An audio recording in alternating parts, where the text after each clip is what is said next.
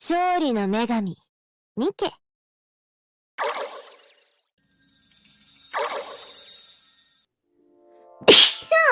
哎呦喂！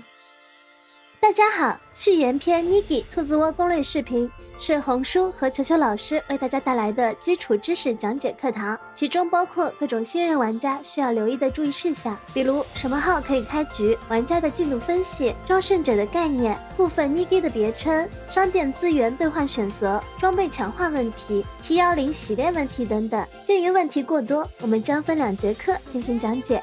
接下来开始上第一课。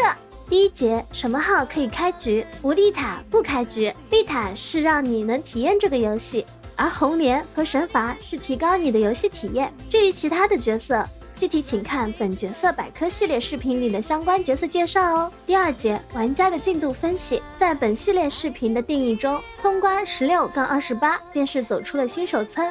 这个时候的战力大概在58000到64000之间。第2阶段幼儿园初级阶段，当你拥有5个3星角色，就能突破160级，你幼儿园毕业啦。第3阶段小学，游戏中期，这时候等级慢慢来到200级，小学毕业之后便慢慢步入游戏里目前的第4阶段初中，也就是中后期。中后期主要为200级以后的角色升级资源、企业装备以及 T10词条奋斗。此时玩家手里可能有个别主力角色会将3个技能均加到10。最后第5阶段高中，传说中的后期，目前无人达到，标准是全身 T10 词条全部洗好，这也是本系列视频里说的后期技能可以10的阶段。高中毕业证目前的含金量大概也就24K 金吧。更高学习阶段游戏暂未开放。第3节招胜者，其实是朝圣者哦。现阶段很多大 C 都来自于招胜者，比如红莲、神罚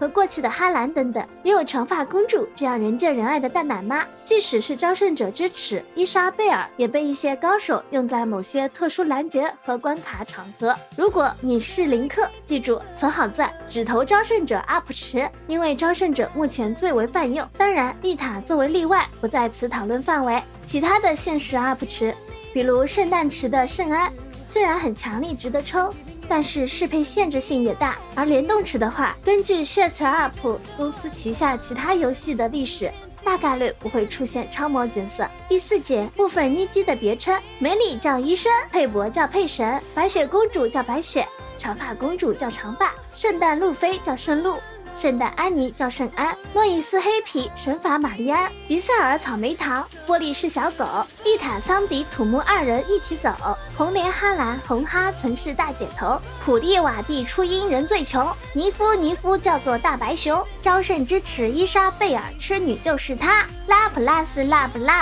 最强英雄爱拆家，莫威尔小侦探，天天问你哪最乱。第5节商店资源兑换。第1个普通商店，一般只兑换最左边0钻可以购买的资源即可。需要注意的是，当你的基础核心建筑升到11级时，可以每天多免费重新刷新一次该商店，不要忘记了。剩下的其他东西一般不用兑换，除非前期有时候因急需经验，在第2格刷出了不是经验箱子的高额经验时，可以和自己基地的挂机收益情况进行对比，视情况进行兑换。第2个联盟商店，魔方的强化用电池兑换优先级分别为毁弹、换弹、弹夹，具体相关计算请参考 NGA 论坛 DagonWolf 大佬的帖子。其次，这个商店也是解放角色的备用躯体唯一来源，兑换用的联盟晶片目前只有在联盟 BOSS 开放的时候才能获取。第3个躯体标签商店，看个人爱好选择，推荐兑换高品质铸模，享受开出 SR 角色的快感。第4个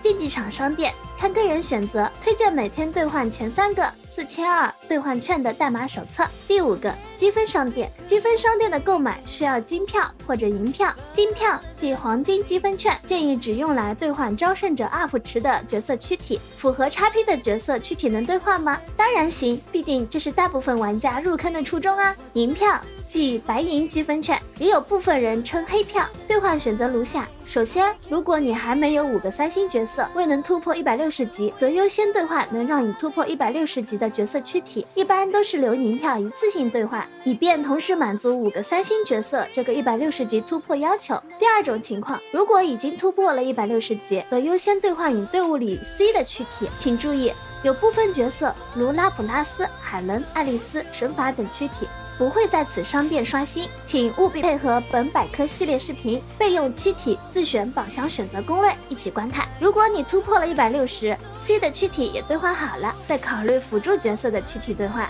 第6个，废铁商店，林克党优先兑换钻石、红球、钱和经验，这些资源看自己缺什么就换什么，好感券不太建议兑换。以上是第1节课的内容，接下来第2节课我们将讲解装备强化、T20装洗练和优越代码使用等等问题。还请诸位一键3连支持我们，有了你的鼓励，我们就有更多干劲更新新视频啦！下课，我们下节课见。